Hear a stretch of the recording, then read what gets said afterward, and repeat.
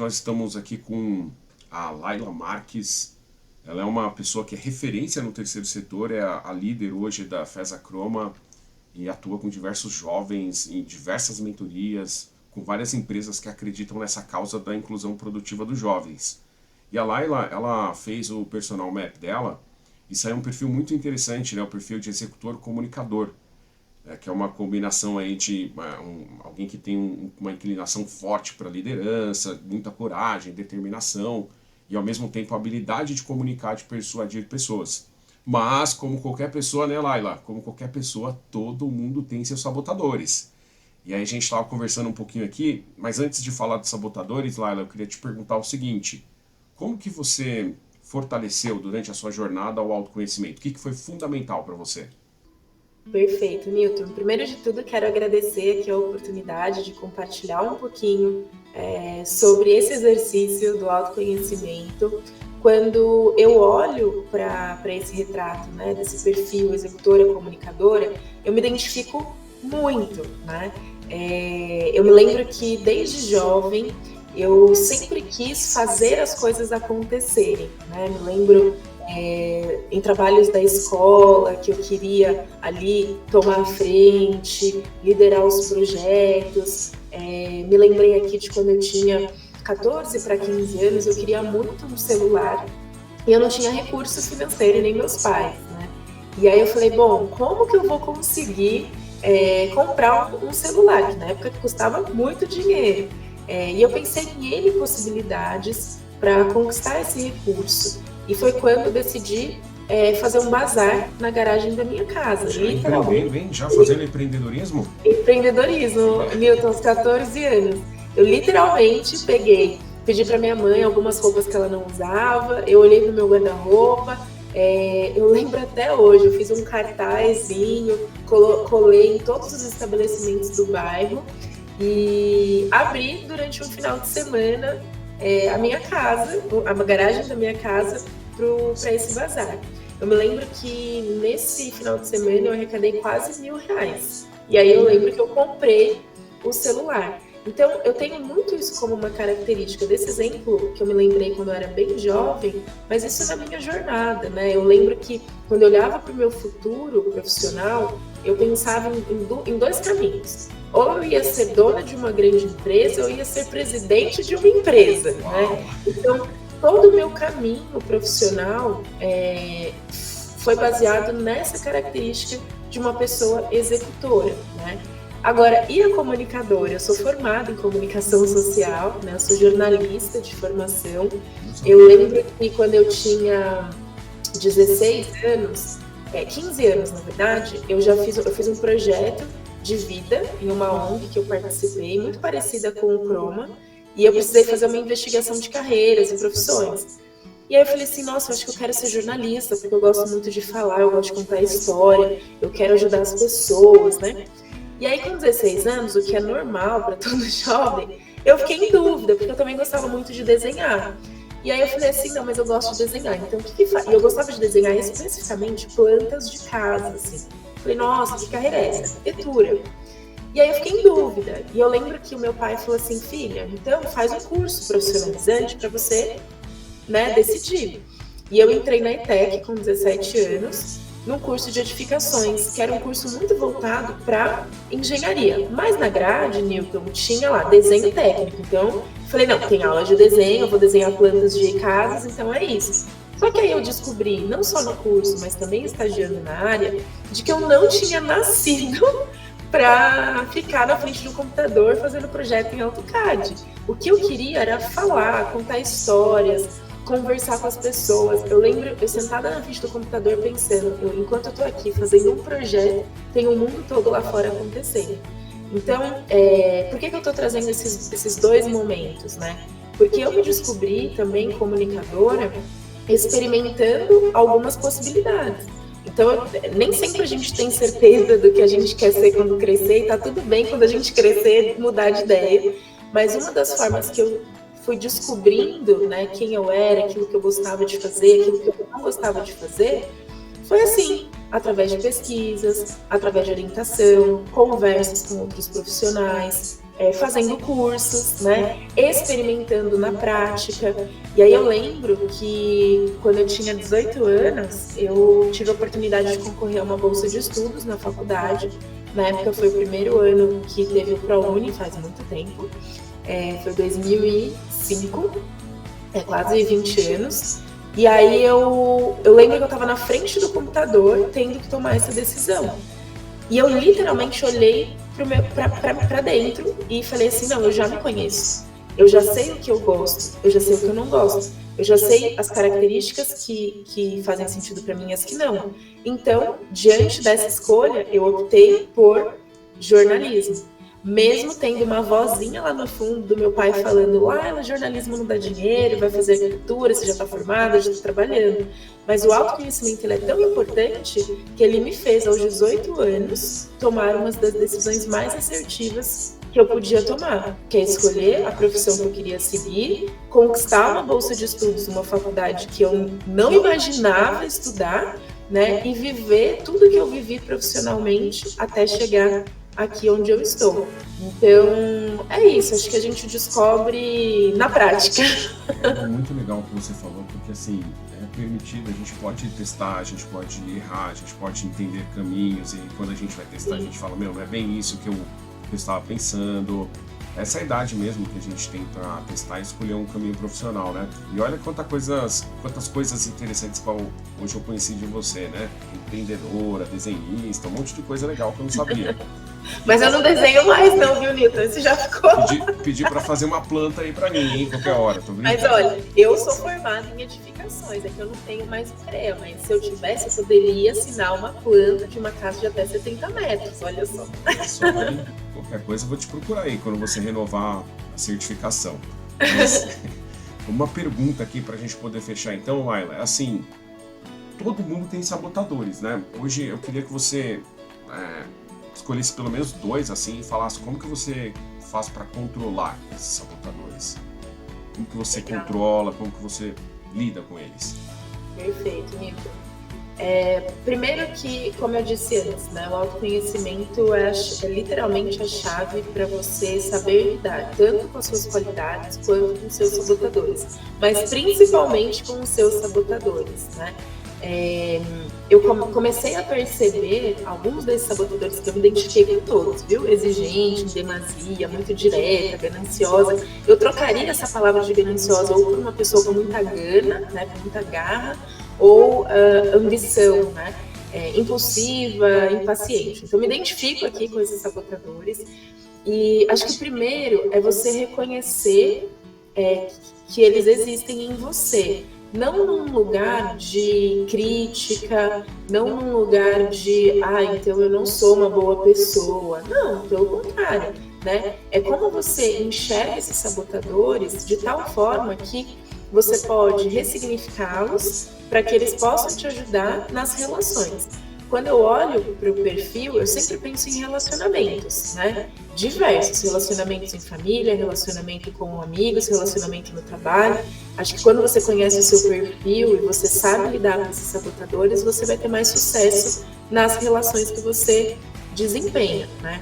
Então, se eu tivesse que destacar aqui 2, é difícil, mas assim, o primeiro, exigente em demasia, eu acho que para mim, né, isso sempre, e ainda hoje, tá? Não só na minha adolescência, mas ainda hoje, que leva muito para um lugar do perfeccionismo, da autoexigência, da autocobrança, né, que é uma característica, Nilton, que eu observo muito também nos jovens, de modo geral, né? Por quê?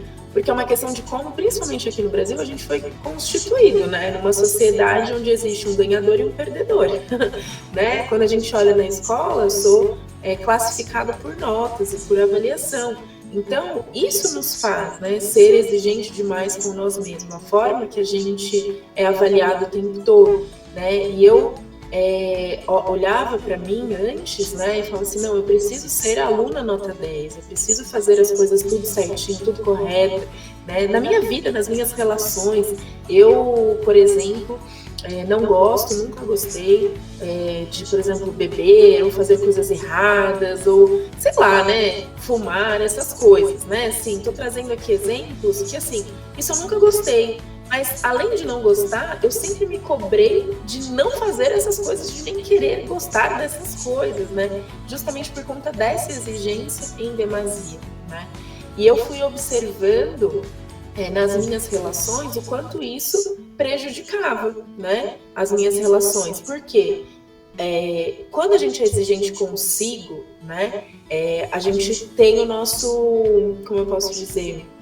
A gente tem o nosso limite. Né? Então, a gente tem o nosso limite. Então, assim, e às vezes uma pessoa exigente demais, ela tem um limite alto, né? Então, eu vou lá, vou fazendo.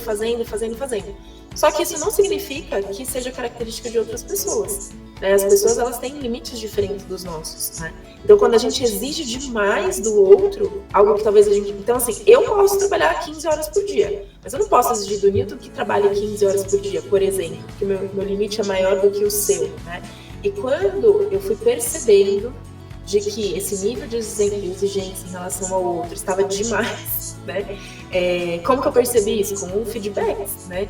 Quando as pessoas falavam para mim, você está exigindo demais, você quer muito de mim, eu não consigo atender suas expectativas, ela não é do seu jeito, né? Então, quando eu comecei a ouvir falas como essa, não de uma, viu, Newton, mas de várias pessoas, eu falei, acho que isso está me sabotando nas relações, acho que isso não está sendo legal para mim. E aí acaba que se torna uma pessoa com um perfil difícil de relacionar, porque se não for do meu jeito, então não funciona, né? Se não for eu ouvia isso, então se não for do seu jeito, então não é, né?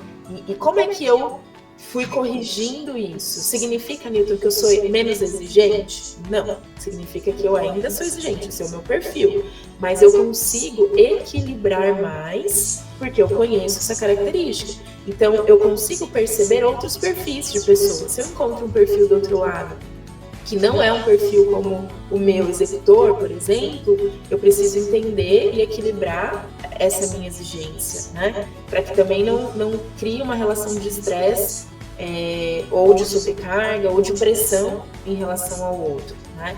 E aí, trazendo um outro, você me pediu 2, né?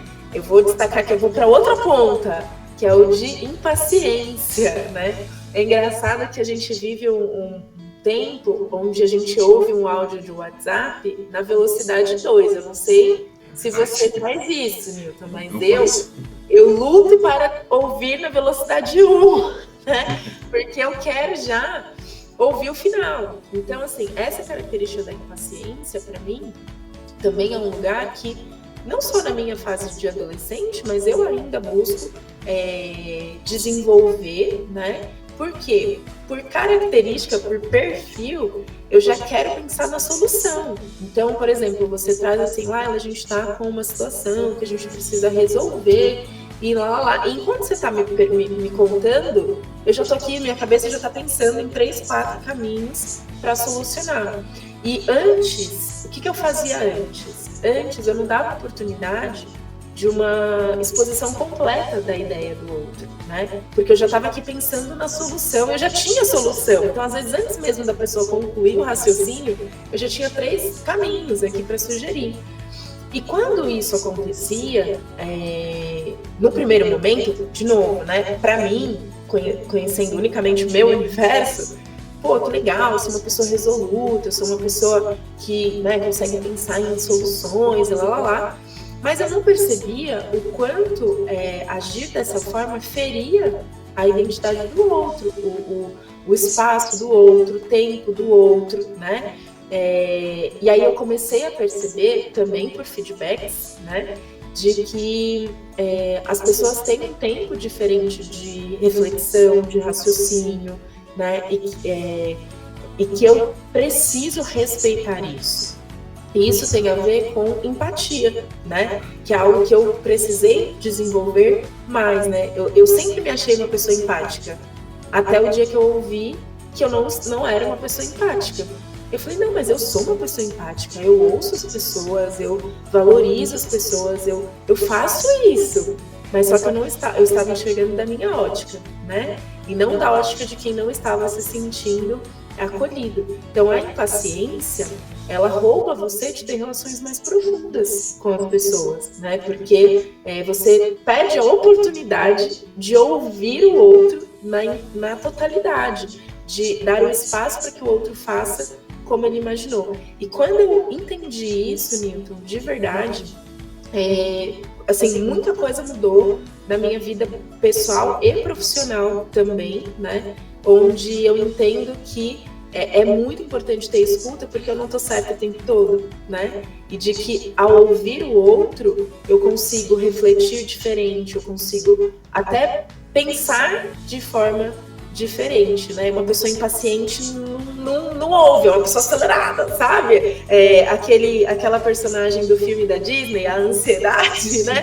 Que não tem escuta. Mas quando você se torna uma pessoa mais equilibrada, você começa a ter mais escuta, você começa a respeitar mais as pessoas, você começa a ter mais empatia, você começa a se relacionar melhor, né? Então, é isso, assim, eu acho que quando a gente entende os nossos sabotadores, através do autoconhecimento, da escutativa, né, e você tem o desejo, a vontade de se desenvolver genuinamente, né, não só para se adaptar àquele ambiente ou aquelas pessoas, mas de forma genuína, né, isso faz toda a diferença nas relações. Muito legal, sabe que agora a gente vai até utilizar, né, essa pequena porção, essa pequena pílula de informação para jovens que têm esse perfil de executor, comunicador, que é bem provável que esteja mais latente, né, algumas questões.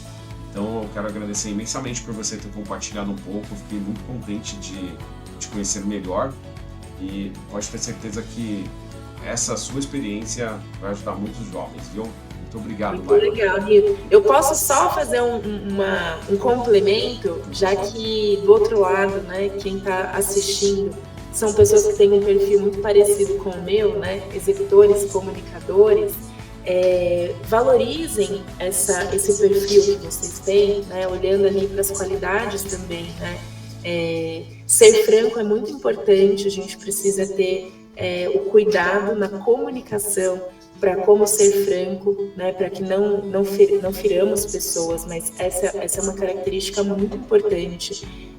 Ter coragem, né, às vezes a gente precisa ter esse ímpeto, essa vontade de fazer as coisas acontecerem, né, de novo, sempre respeitando as pessoas, mas sendo determinado, assumindo a sua posição, sim, de liderança, e tendo essa característica de independência. Eu tô trazendo aqui esses 5 pontos que foram ditos aqui, Newton, para dizer que é um perfil de pessoas que vão ser, sim, mais exigidas, né, da sociedade, porque provavelmente vão ocupar posições estratégicas dentro da sua carreira, né, seja numa posição de presidência de uma empresa ou de uma pessoa que vai abrir um negócio e aí conduzir e liderar outras vidas, né?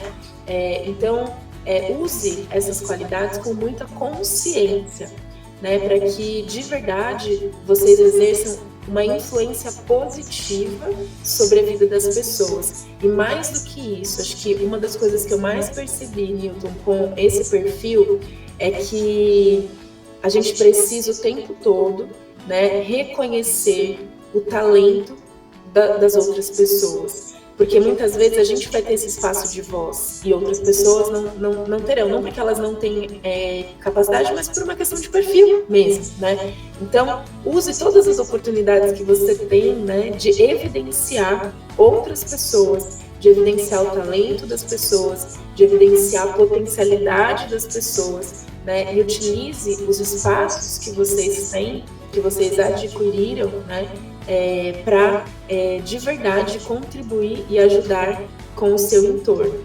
Acho que é um pouco do que eu queria dizer, Newton, porque é isso, né? Ao longo da minha jornada eu tive algumas oportunidades, né? E principalmente oportunidade de fala. E quando a gente tem essa oportunidade de fala, a gente precisa ter muita responsabilidade para, de verdade, acolher o maior número de pessoas possível. Então, muito, muito, muito obrigada. Você viu que eu sou comunicadora, né? Que eu gosto de falar. É muito bom, muito legal. Eu que agradeço e eu tenho certeza que muitos jovens também vão agradecer por esses conselhos aí, viu? São muito importantes, principalmente para quem tem esse perfil de executor comunicador. Parabéns, hein, Laila? Muito obrigado por compartilhar. Obrigado. Obrigada, Nilton.